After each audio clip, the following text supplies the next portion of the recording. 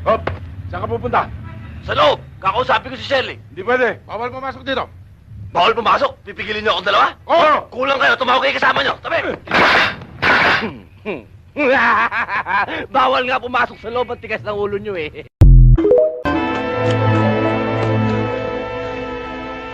Bobby!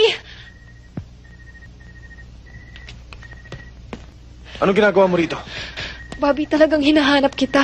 Nanggaling ako sa inyo at sinabi ng inay mo na nandito ka, kaya sumunod ako.